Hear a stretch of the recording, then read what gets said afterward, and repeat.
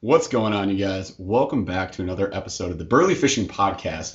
We're not live today, but we're with you in spirit. So we're wishing you a Merry Christmas. This episode is dropping on Christmas Eve, and we got a pretty good show for you tonight. I'm going to be answering a lot of your questions that you guys tagged me in on Instagram, and then next week, I'm going to be answering your Facebook questions. There was a lot that you guys sent in, so I just want to say thank you. And again, happy holiday season, however you're spending that. We hope you're spending it with your family in whatever capacity you can, and we hope you have fun hanging out with us virtually, pre-recorded, not live this time, but we'll be back live in the new year in January. I'm actually missing something. Hey, Chaz, can you get Paul on real quick so we can get this thing started? Paul, you there? What? Oh my God! We're in the same spot. Same screen, right? So for those of you not watching this on YouTube, Paul and I are on the same camera for the first time ever. Ever on the podcast? Second time. All right, so the first episode we did of this podcast, we didn't put on camera, though. It was just audio. Right. Yeah. This is the first time we've been on camera for the podcast in the same dang place. So kind of weird. Just so you guys know, I basically took a little road trip, spent the day with Paul. We were shooting a ton of flicks. Are we just going right to the... We're just going right to the weekly check-in? It's what's happening. I got to do my job even when he's in the freaking room. How about, by the way, guys, if you like the show, if you like the content, you can subscribe to the channel on YouTube, follow us on Instagram and Facebook. We haven't called you out in a while. No, so Paul's Instagram is Paul_J_glass. Super easy to forget. Yep. And mine, you can follow me at BurlyFishing, and you get to participate with the show. Kind of like today, I sent out like a post. I said, hey, if you guys got questions, comment below, and we're going to be giving you a shout out and talking about it on the show. So that's super cool. If you want to follow us, you can also follow us on TikTok. We're gonna resurge with TikTok. We made a bunch of TikToks today, so there's gonna be more stuff. You'll see them on Instagram Reels and TikTok and YouTube Stories. We just gained access to for having more than 10,000 subscribers. So thank you for helping us get there. And now we got a new way to spend a lot of time making content. Bingo. So it's going to be good. So follow us there. You can also subscribe to the podcast anywhere you listen to podcasts. And please drop us a 5-star review if you like the show. It helps us out a ton. And throw us a comment there. Throw us some ideas. What do you want to hear about on the show? We take your ideas to heart. We read all your comments, and we appreciate it. And tell us what you hate. What do we not like? Yeah, tell us what you hate. If you don't like it, let me know. Really grinds your gears. Us on the same screen. You're fired. It's horrible. Yeah, just delete, cancel these guys. All right, so we got a good show for you today. We're going to be talking about pro staff. Mm-hmm. What does it mean? What does it not mean? More importantly, because I think it gets twisted a lot. Does it change our values? Does it change our characters? And does it change us as human beings? We're going to talk about why it doesn't, but all sorts of other things around that sort of topic today. But again, we're also answering your questions, and we'll get you up to date on kind of what's going on with us here in just a second. So, or right now, because that's where we're at. You no, we're not. QOD? The quad? The quad. I think the quad. I just changed it on the description. The quad. The quad. All right. So the Q of the D. The Q of the D. That's terrible. Is so are you listening to music, or are you not listening to music when you're on the water? I am not ever. Never will.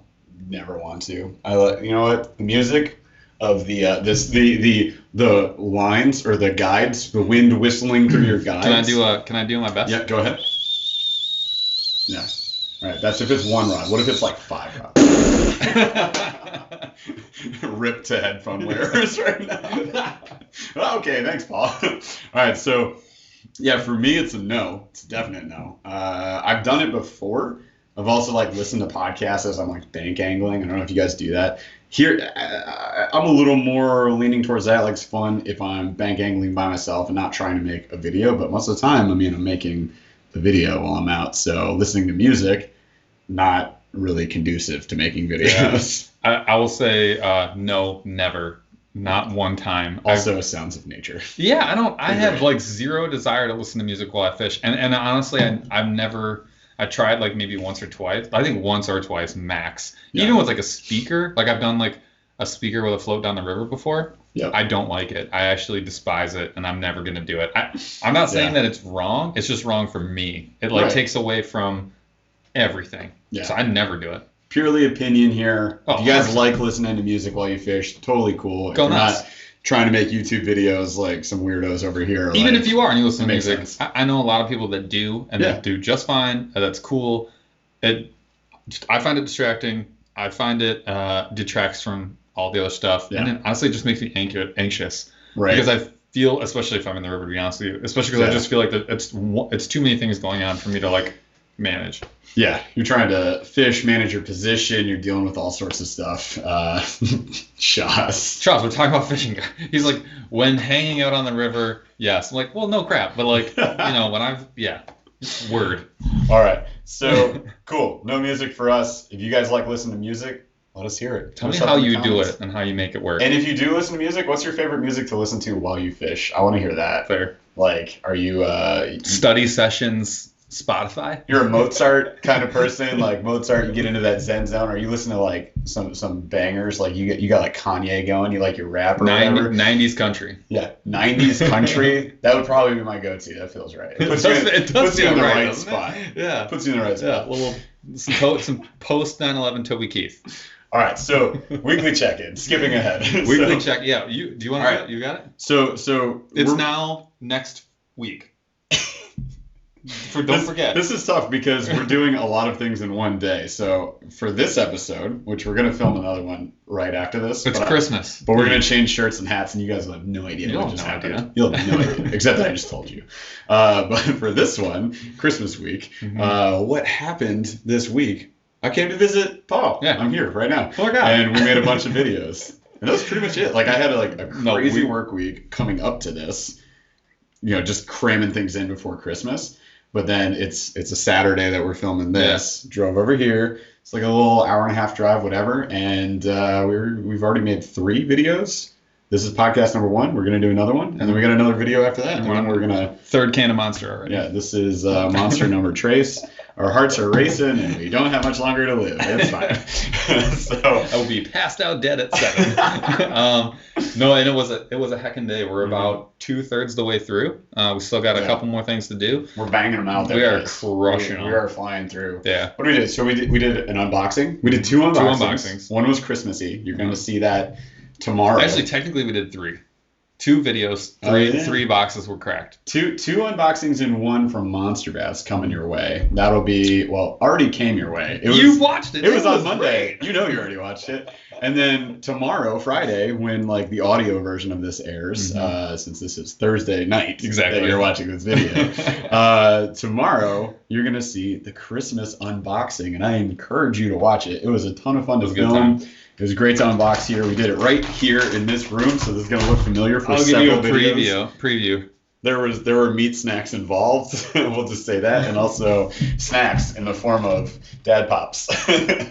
we legit said let's buy each other presents, and one of the categories was food, and we both bought each other dad pops. You know how it goes. You know what's up. So lots of filming. Oh, and then we did a whole bunch of casting. Fun little video. Of casting. Probably through about 1,000. It was a full day worth of casting, like a full day fishing with casting. Yeah, we basically went to a local gym, which was fun. They let us. So shout outs to Clock Tower CrossFit for hooking us up. Thanks, Steve. Yeah, Steve, you're awesome. Appreciate it. Paul broke all your stuff. It is his fault. Only a couple assault bikes. If any bikes are damaged or expensive products are damaged, was Jeff. It was 100% Paul. Just saying. But it was a ton of fun. It was super cool that they let us go there, and we just we tested a bunch of reels. That's what. I don't know when that video is going to drop, but you guys can look forward to it probably before New Year's. Someday. Before New Year's. So next week. Stay tuned. So that's what happened this week. Did a lot of filming and hung out with the fam. I anticipate hanging out with the fam. Yeah, there's a lot of family time coming up. Probably by the time our New Year's episode airs, we'll have been with our families for a lot of time. My wife can hear us upstairs, and she's probably like, I hate this idea. Love you, Haley. Sorry. All right, so that's good. That's a pretty good wrap up and catch up. All right. IGQs. IGQs. Yeah. So IGQs. IGQs. I'm renaming the entire show notes. IGQs is our Instagram show notes or our Instagram questions. All right. So these are your questions. You send us them. We read them back to you. Are we just going every other one? Or are we both doing them? How are we doing this? We can go every other one. So I'll do this first one.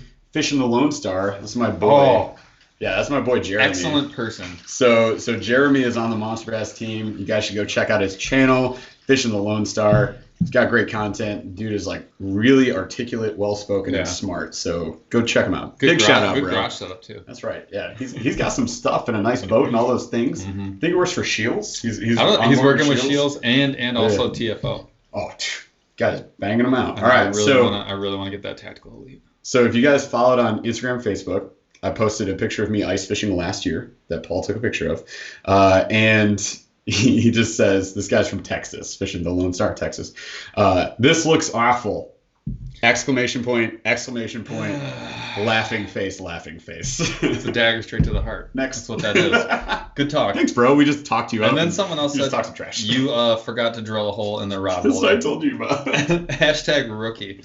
Jeff goes, lol, wasn't using it. Did you see the picture? It's just on the side because we had all the rods out, but we only were like jigging a rod at the time. I didn't dig a hole for it. It wasn't on purpose. It was a long day. I wasn't using it. So he basically had a rod holder with no way to get the rod into the water. Yeah, a classic. I mean, I had to call it out. I wasn't trying to. What was actually next? So actually next, you want to read this next one? Yeah. Right.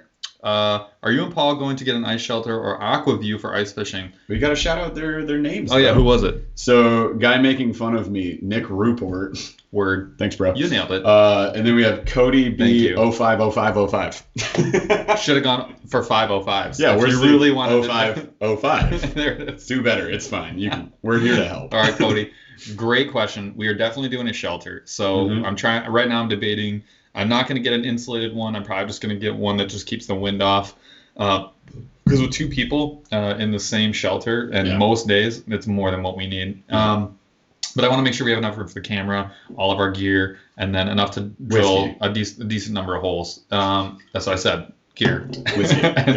Gear. Ice rods? No. Those are outside. So I'm thinking about doing a 4-person shelter, and that way we can sneak a couple people in if we had to jam them in. Yeah. And then, which by the way, I want to call out people like let's call out Fishing the Lone Star. Yeah, bro. Hey, bro, why don't you come up to Michigan and hang out with us on that ice? Well, we talked about showing people that it's a lot more fun than they think, because it doesn't. Yeah, I agree. It doesn't look fun. It doesn't look fun. I'm not taking that away from you, but it's a lot more fun than it looks. Yeah. So, and then in terms of an aqua view, we were actually just kind of told about a cheaper version of an aqua view from Ted? Yeah. What did Ted say? Meekum? Is it Meacham? Meekum? Markham? Thank you. Markham. So I might look at it, but I'll be honest with you, that's not cheap. Yeah, we dumped a lot of money. It looks like this year. Yeah, it looks like so much fun. We have regular person jobs, and we don't get paid that much from YouTube. So no. This is a losing proposition at all times. We just burn cash every month for you. And us. But we definitely want to. That's on the list though. Good question. Yeah, that might be a next year thing that we do. Maybe upgrade the sled situation in that. But especially for ice though, it's such a big deal. It really is a good idea. For sure. So then we got Chef Peachy says, yes, ice fishing, 100 fire this thing. All right, cool. And then actual question. So Tammy Freet, I work with Tammy Freet actually. She's on my team with Two Brains. So shout outs Tammy. Holler. You rock. All right, so Tammy asks 57 questions. I'm not even kidding you. So we're gonna bang these out. Ready? How many layers do you wear when ice fishing? 3. I'm just calling it 3. What do you think? So base layers? We're actually going to do a video on this. I do. Yeah, it'll happen. Some kind of base layer, whether it's a t-shirt or something like that. Yep. A hoodie, and then bibs / coat. So technically 3. If it's a real bad day, I will still wear the hoodie, but I will add a puffy coat underneath the bib / big boy. But that's I'm probably not going out if it's that cold.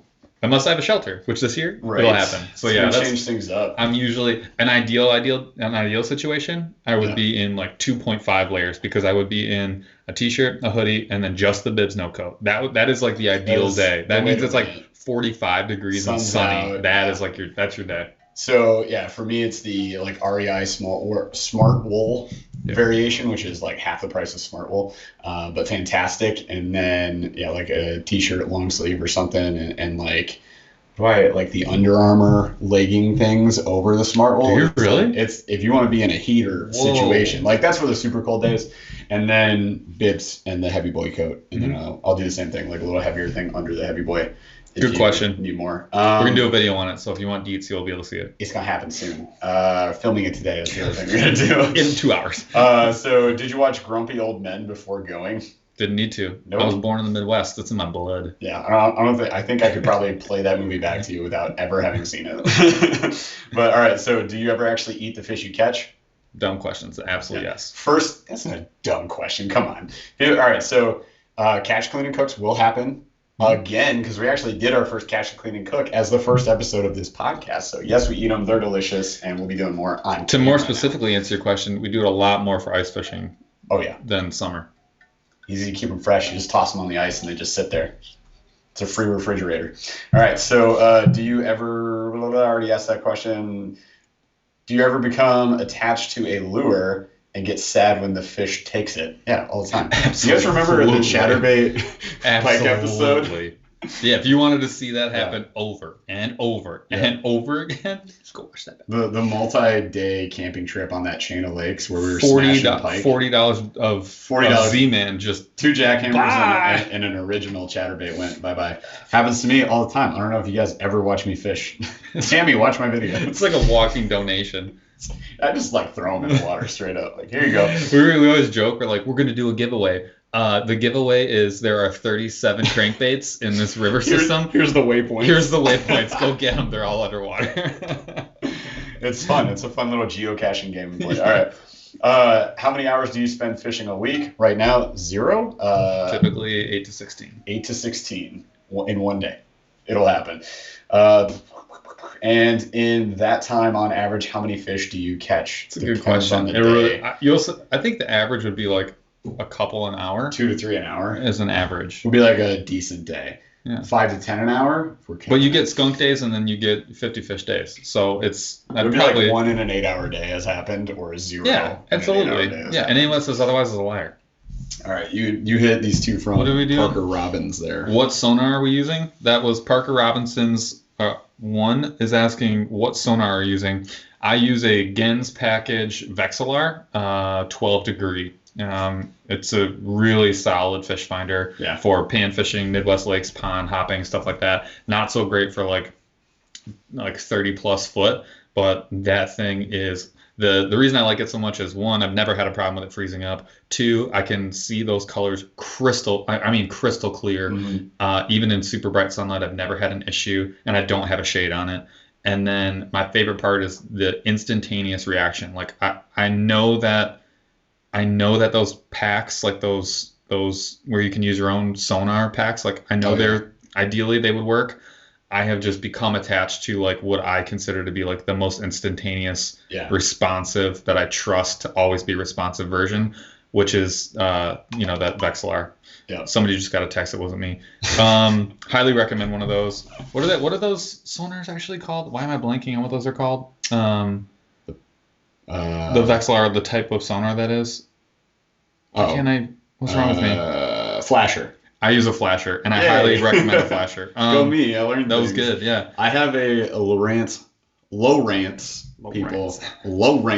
Hook 2 ice conversion. It has I'm doing air quotes for everybody not watching on YouTube. It's a flasher. It's not the same. It's a little bit delayed because it's meant to function as like a boat sonar, so it's a little bit different.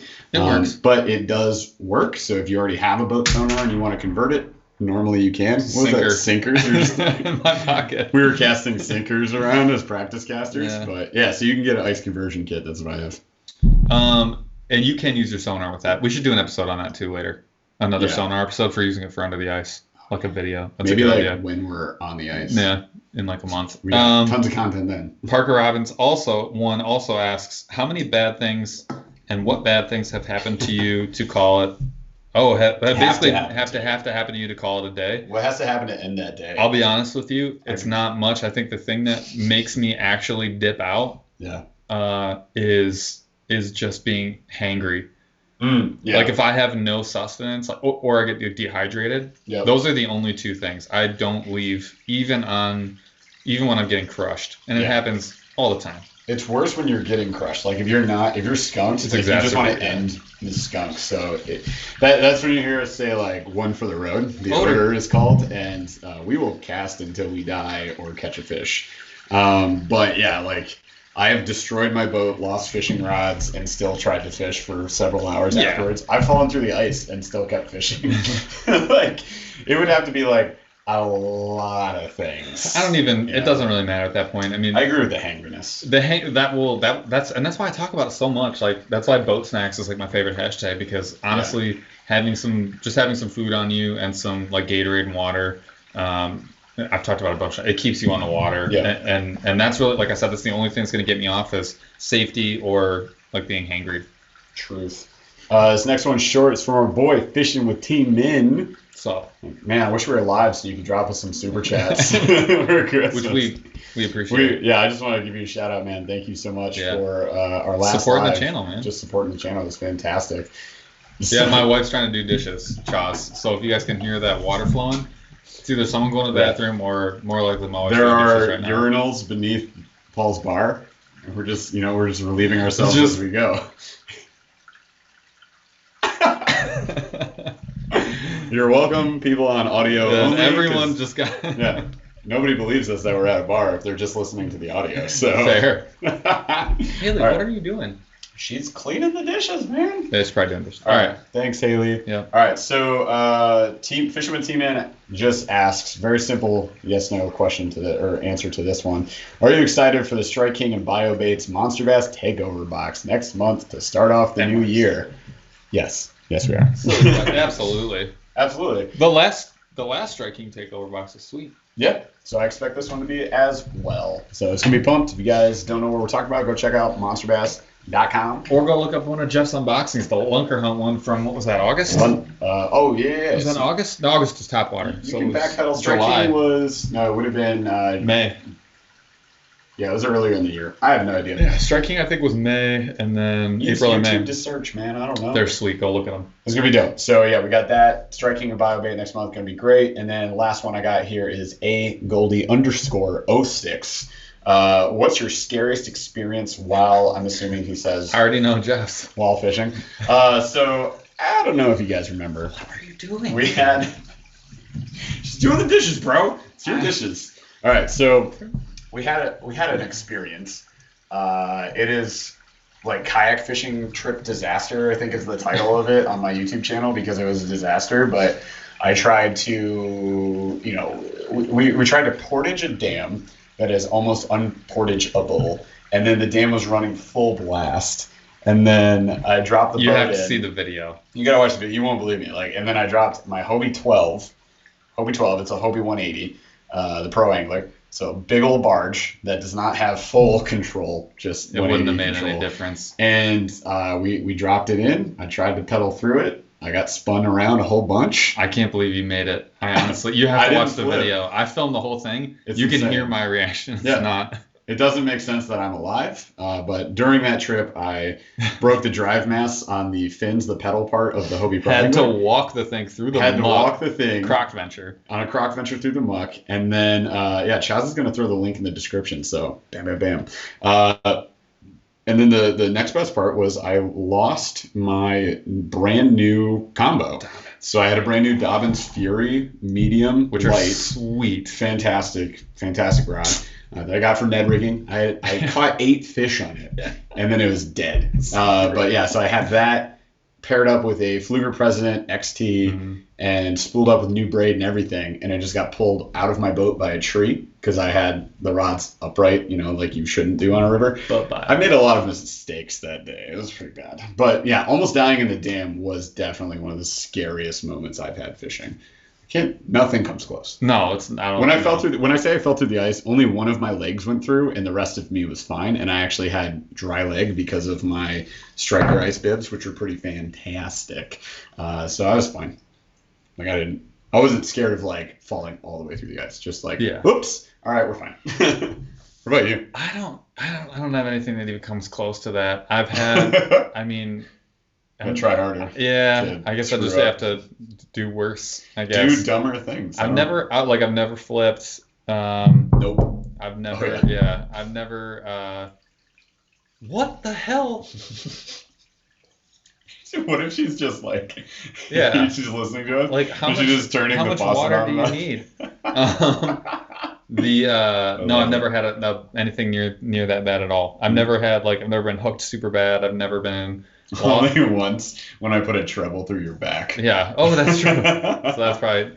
There was that day though, was that lightning storm where it was like downpouring not and ideal, lightning, and we were just stuck under a tree. Yeah, we got under a bridge. We got under a tree. It wasn't bad. I've never had a close call like that. I got nothing for you. Sorry. What about the trip with Rory Bear? That's what I was gonna say. We had a storm came whipping in. But and we're in hammocks. So I was fine. I had no issue whatsoever. You were just in your hammock, and then the sun came, and you're like, here. And I was bone dry, and then we went and checked on Rory, and he was not.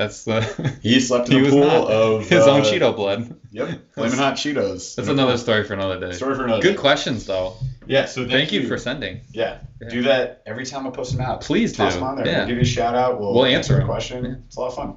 So let's get into heavy hook set. We'll knock this one out. All right, so Chaz, if you want to cue up the imagery here for us, we've got heavy hook set. This is Fish in the Southeast. If it sounds familiar, it's because he is always on our live broadcasts. So every time we do a podcast live, this guy's there, so we got to give him a shout out. I actually promised it to him last week because he actually asked if we were going to do it, knowing that he had sent it in. And I was like, yeah, you're up next. Shameless plug, but I like it. Dude, why not? We appreciate you. All right, so if you guys see in the pictures here, he's actually got like a really cool little, like, I don't know if it's a pond or lake or just a back cut or what. Like, it's wet.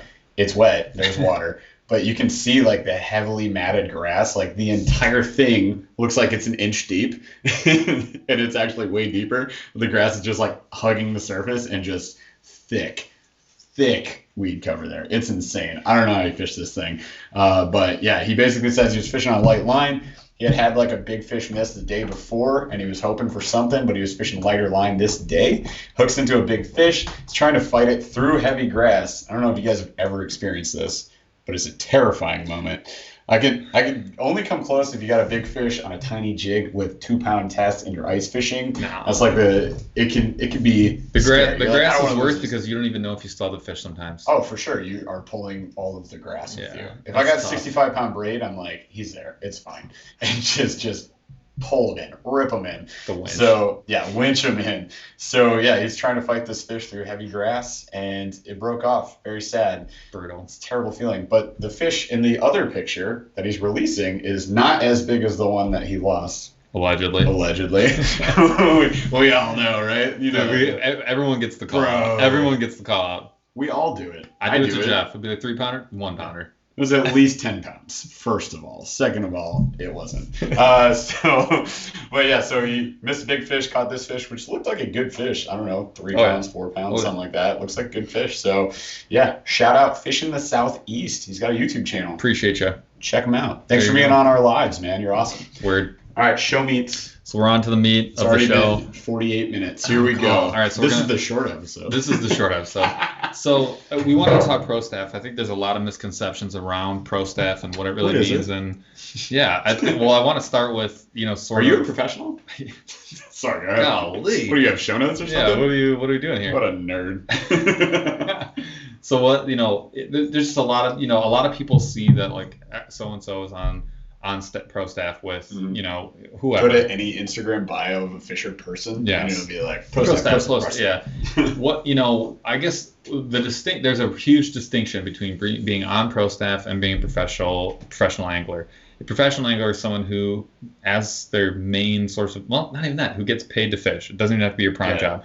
You're fishing, professional circuits. You're ranked, like you're an established professional angler. That is very different than being on pro staff. Pro staff actually stands for promotional staff. Promotional. You are helping that company market their stuff. You're their marketer, and you don't really get paid for it.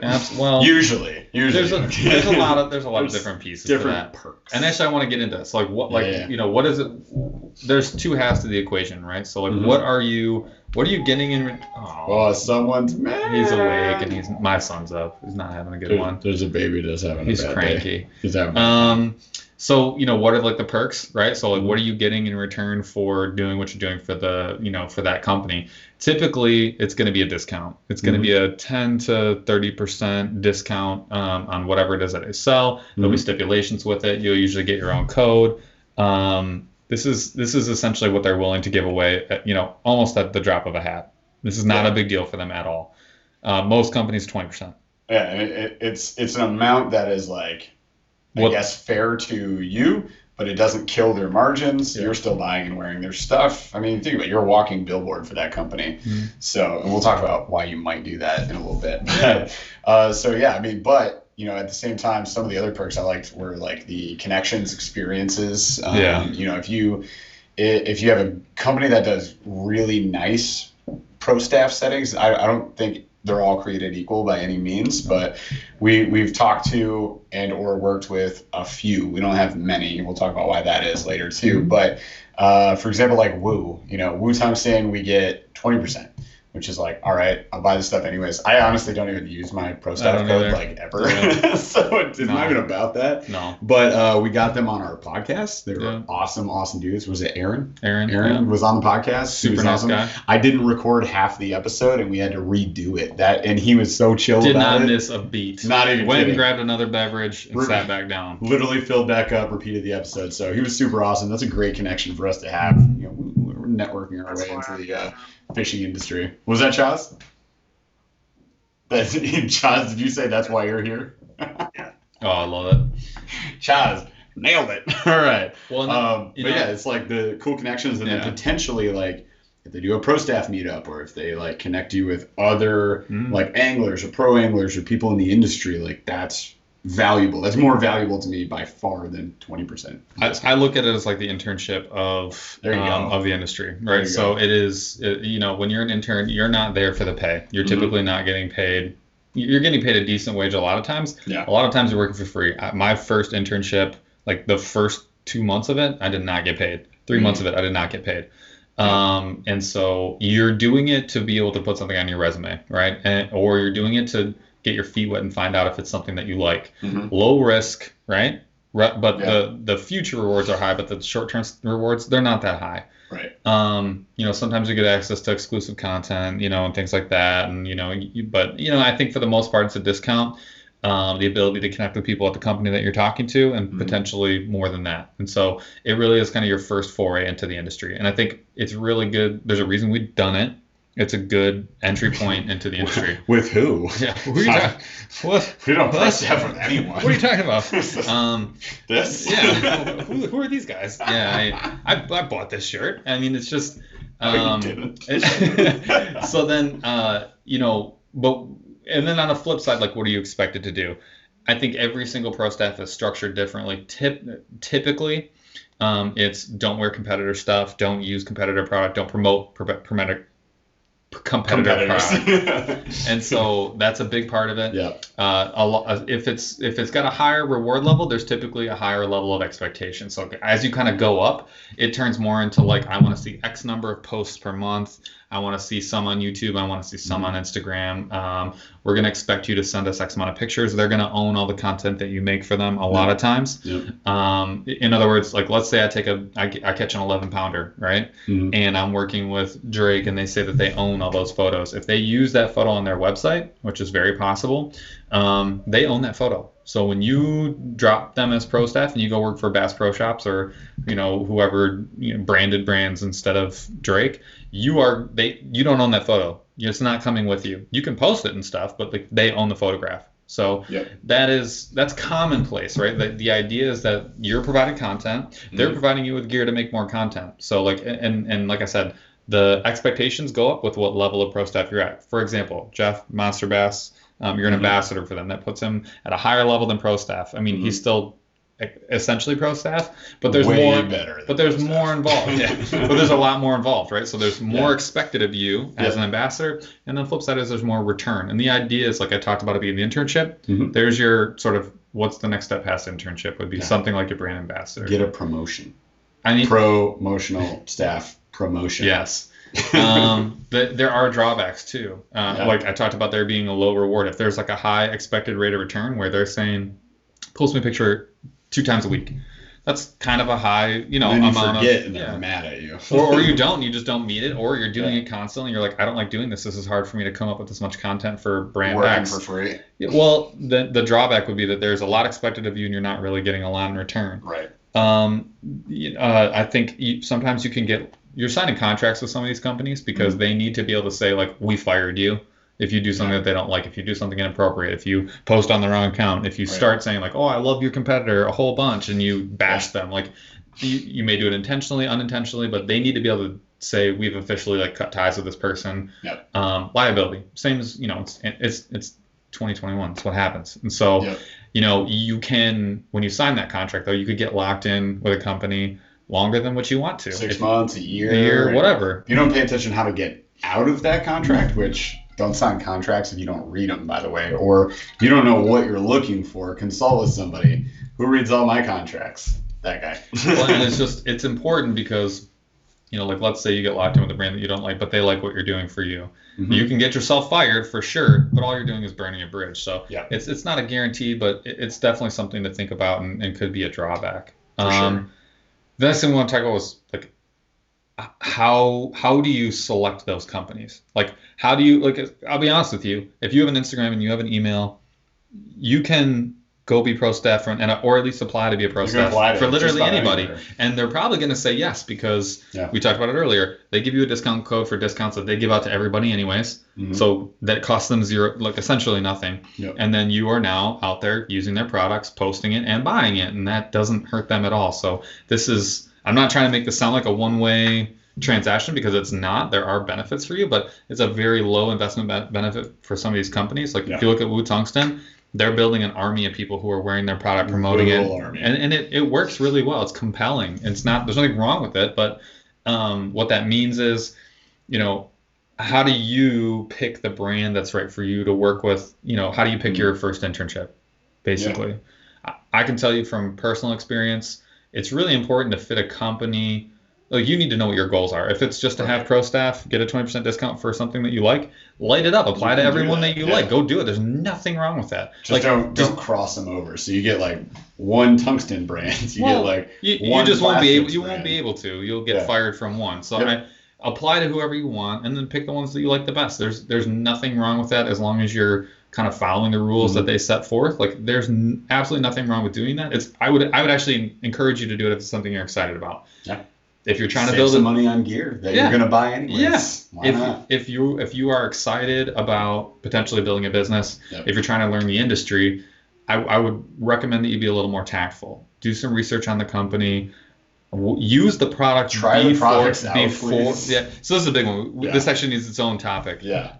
Hands down, period, the end. Do not reach out to a company unless you've used the product. Mm-hmm. Yeah. And you like it. Because what are you going to say? You'd be like, I have 5,000 Instagram followers. Have you used our stuff? No, but I'm sure it's great. Like, they also want you to like this stuff. So they don't want to make the partnership or agreement with you unless it makes sense. So if you are using their products, you like their products, you've already been talking about it, sometimes they'll just come to you. Ooh, that'd be cool. So we've had that happen, which is super awesome. Just from us using products we like and talking about it and, tagging them or shouting out to them in, are on the different channels of social media, right? So definitely, though, I wouldn't want to work with a company that has a product I don't like. No. Or customer service that isn't good, or I don't know. That's a big one, actually. Yeah, customer service sucks. Then it's really hard to work with that company because it's almost like, first of all, people for whatever reason will ask you if their stuff is coming. Like, I don't work for that company. I'm pro staff. I'm not an employee. You work with them. You don't have access to their shipping details. I have no idea, man. So many people come to me, for example, for monster bass if their shipment is delayed. Like, it's Christmas, bro. I don't know. I'm sorry. They're updating their shipping. FedEx has a couple of other things to deal with. Yeah, but we're changing shipping in the new year, which is super cool. Like, I do know some of that information, but I don't work in the warehouse. Shipping department. Yeah. I don't know. Mm-hmm. Or like, what was the other one with? Maybe something about Waterland or Wu Tungsten recently. Like, I don't know. Like, I don't work for them. I'm not an employee, right? I'm pro staff. But yeah, if you work with a company that has poor customer service, a shoddy product and like stuff that breaks a lot, guess what? You're gonna get, crapped on as much as they That get is crapped on. you're accepting that as part of their bearing brand. that cross. Yeah, so I think, when you go through and you try and make those determinations of who you want to work with, I think like X Zone Lures is a good example of things. Yeah. I've heard really good things about working with that company. I have heard really good things about their customer service and the quality of partnerships that they build with people. And so what I would recommend is, if you want to start looking for those companies and figure out like which one's right for me, think about what it is that you want to do and then match the company up. So X Zone, I guess my point is pick a size company that's equivalent to where you're a big deal for them and they're a big deal for you. If you have 100,000 followers on Instagram, right, as an example, you should be going working with huge companies like, like you have a lot of Humminbird and because you're bringing a lot to the table. That's so a ton of value. You are a big deal for them. Like, right? Here's my audience. Yeah, I'll sell. They're stuff saying, to them. like a KVD, I think is a great example. Yeah. Right. KVD has like hundreds and hundreds of thousands, more than that, of followers, and he's like the biggest. So he can go to Bass Pro Shops and say, "Here's what I want," and they'll give it to him because he represents a lot of value for them. Now, if you have 5,000. If you have 5,000 followers, you'd be like, "Hey, Bass Pro," and they will literally like, never. You go straight to line. Junk box, right? You go straight. Go buy stuff. So instead of going to them, go to a company like Monster Bass, where they, when we first started talking to them, they were. Well, you still can, because they're blowing up. Well, they were growing at the time. They were very new. We got in when they were about 6 or 7 months old. Yeah. 6 or 7 months, man. So it was like right at the beginning, and Rick was kind of reaching out to some creators that he saw, promise with. Like, he reached out to me before I had 1,000. So that was cool. Just because I was unboxing them in a very terrible way. Please do yourself a favor. Don't watch any unboxings before February of this year, 2020. Every other unboxing, don't. They're cringy. Go watch them all in Don't do comment. it. Please do. But why that matters? Why that matters is like if what it means is the relationship is equally beneficial. So while Monster Bass was a great fit for Jeff at that time, it was the same vice versa, right? They're not going to go get a 50,000 channel, type personality. Well, they could. I'm just saying that Absolutely. like at the time it made more sense to build their own. And so what that means is you grow with the company and the company grows with you, right? Assuming that things go successfully. That's very different than if like I go to approach Woo Tungsten and I'm one of like a swarm of 200 Instagram follower people. I'm not bringing as much value to them, and they're not bringing as much value to me. That's still a equal partnership. It's not a bad thing. It's a good partnership. But if you're trying to, like, let's say, build a business, it doesn't really do you that much good. Versus working with somebody who's up and coming and is at the same sort of point in their journey. That means that you guys can grow together, and there's a lot more opportunity there, I think. And it's something to think about when you're, what is the purpose of what are you trying to do with the partnership? If you're trying to learn the industry, you want to pick some companies that you can grow with. Yeah. And while you're thinking about that, if you guys are looking for some awesome apparel to wear, I'm just saying, if you're on YouTube, there's a link below where you can purchase the shirt.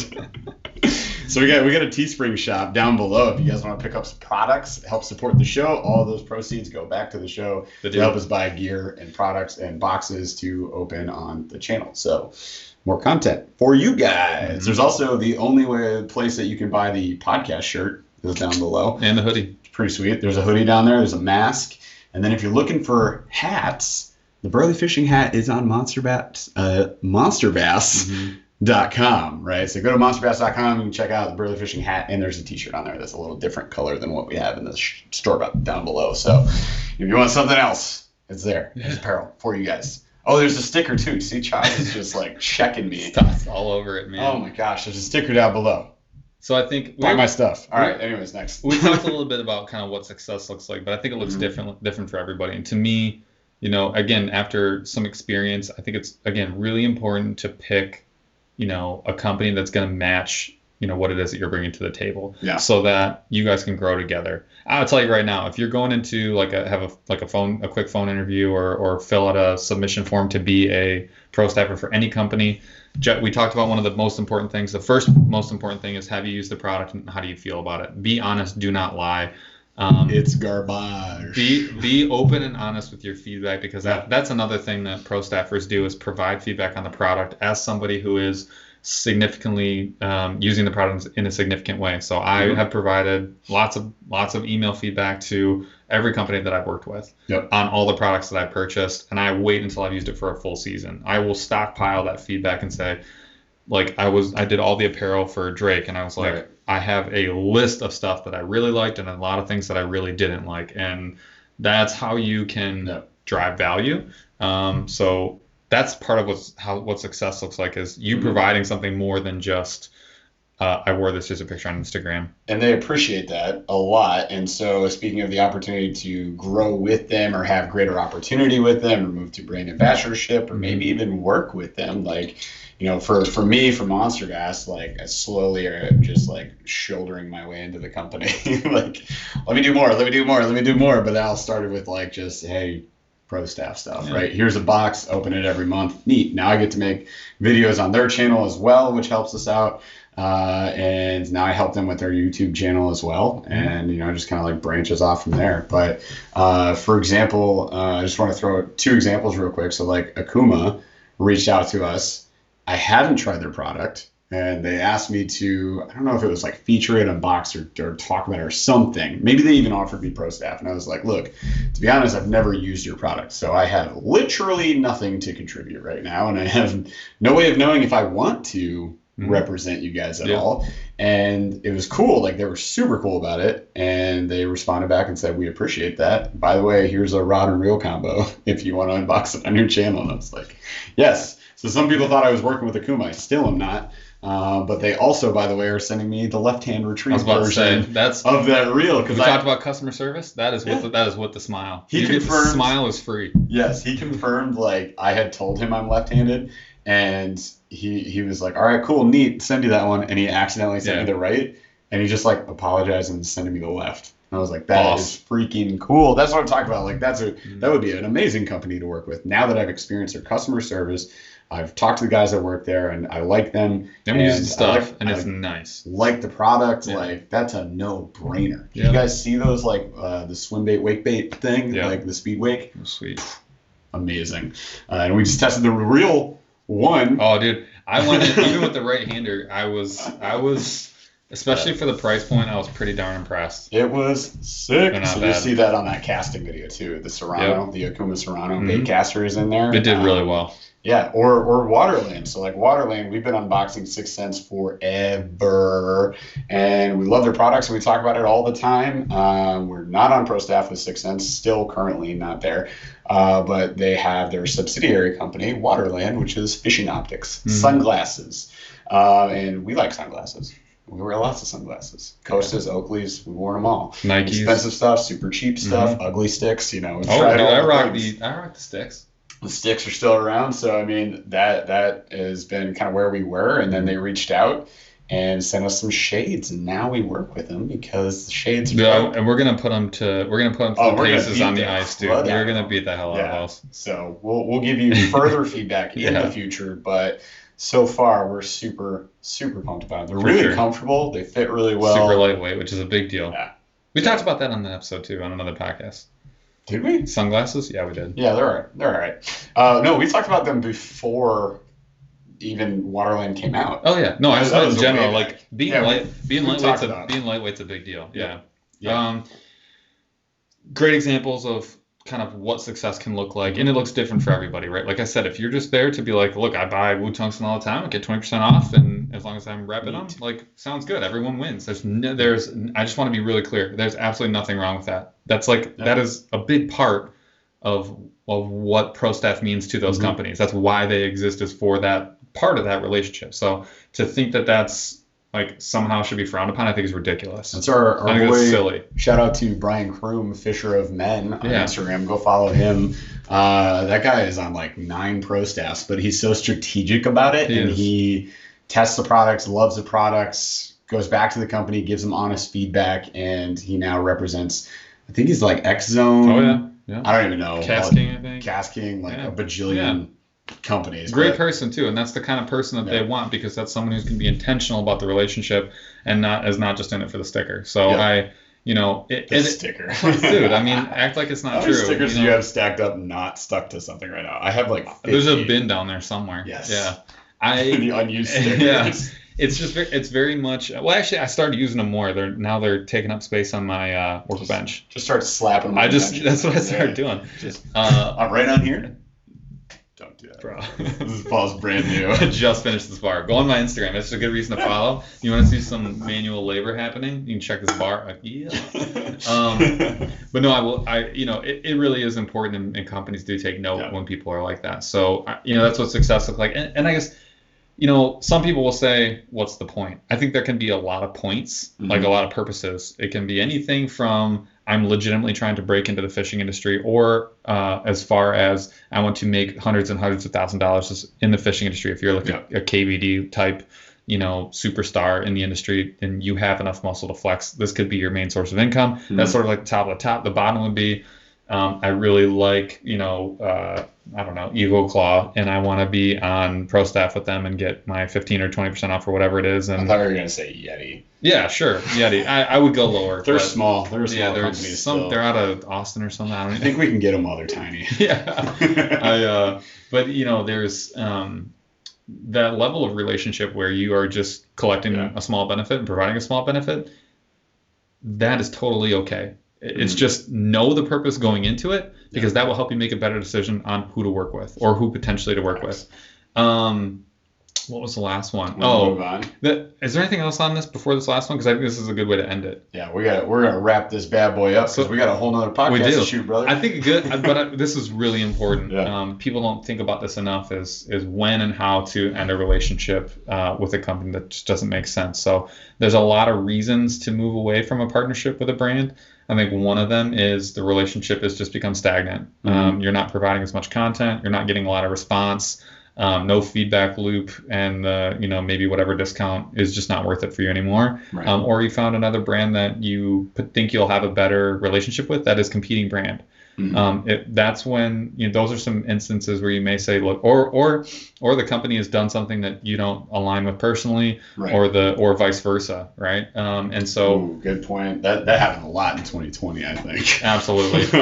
And so I think there's a lot of reasons why the relationships can deteriorate, mm-hmm, and so keep an eye out for some of those things, and just remember, it's okay to end a relationship. Yeah. Do not my recommendation. With experience, do not burn a bridge. There's no point in burning a bridge. Why would you kick the door out on your way out of there and just throw a grenade behind you? Well, if you're upset, that's one reason. That's why people. It doesn't matter how upset I'm not saying you should. I'm saying that's why people do it. And so understand that you really need to lock that up. And I'll tell you why. It might feel good day one. Mm-hmm. You might, if you're trying to break in the industry, if it's 6 months down the road, that is a small industry. The fishing industry is not big. People talk. Brands don't forget that type of thing, and you're dealing with people that are already in the industry and are established and have roots. Mm-hmm. And if you're, let's say you were to really tick off the wrong person at brand X, when you go to brand Y, that might come up, and that might be the reason you don't get to be where you want to be, is because you torched a bridge when you could have just walked to the other side. Right. And so a great way to end those relationships is with a phone call. That's my personal opinion. I know I'm an old man. That's how I do it. What's a phone call? Yeah. Do you do this? Is it like a rotary? Rotary, yeah. No. Now you can just say, call whoever, Siri, call whoever, and then you're done. But don't talk to her. She hears you. I do. Yeah, she'll know. I do recommend though with a phone call, but you can do it via email. There's nothing wrong with that either. But make sure you're polite. Make sure you're very clear, concise. Do not ramble. I believe that more words does not make it better. Compliments. I've learned that through management. Compliment sandwich does matter, and I know this is lame and it sounds really stupid, kind of, but what it does is it lets someone know that you're ending the relationship, but you're not salty about it. And so, if I were going to end a relationship with someone, I'd say, hey, Ryan or whatever, Ryan. I appreciate the relationship we've had so far. Per our contract, I am actually going to be ending the relationship, only because I feel like we've gone as far as we can go, or I'm going to be changing to another brand. Sure. I appreciate what you've done with me. I just feel like this is the right direction for me in my career, at this time or whatever. And then thank them again, Mm-hmm. and then say, as of X date, I will no longer be on pro staff. Done. Have a nice day, whatever. Some version of that, right? And what you've done is you've left the door open for a future opportunity. You haven't torched the bridge. You've been really clear about why it is that you're leaving, and you've let them know there's no hard feelings, even if there are. Yeah. Even if there are, Keep them to not. yourself. It is not worth it. And so that's just my personal recommendation. And feel comfortable walking away. I can't stress that enough. Is feel comfortable walking away. Don't let those things linger. Mm-hmm. Truth. Yeah. All right. So that's pro staff, Yeah. y'all. If you're looking at some pro staff opportunities, we say go for it. Yeah. As long as you've tested the product, you believe in the brand, the company, you've figured out like if their customer service is worth it or not, you've talked to them, you think the owners are cool. Okay, there's some research to be done. That's what we're saying. But after you've done that, if it's still a yes, awesome. And in my opinion, one of the ways I like to make decisions in life is it's either a hell yes or a hell no. Oh, I thought you were gonna say call me. One of the ways, the second way that I like to make decisions in my life is I just call Paul and I'm like, Paul, should I do this? Yes or no? I always say yes. But most of the time it's like, it's either hell yes or it's hell no. There's no maybes, right? So if you're on maybe, that means hell no. Yeah, I would agree. So, all right. Thanks for listening today, guys. And if you like the show, of course, go subscribe on YouTube. Follow us on Instagram, Facebook, TikTok, all the places. And you can subscribe to the podcast anywhere that you listen to podcasts. Drop us a 5-star review if you like it. And there's tons of content coming your way. We want to wish you a Merry Christmas. Hope you're having a great holiday season, however you're spending it with your family. And just wishing you well from us to you. We'll see you out on the water. Charles, take us out. We end things by saying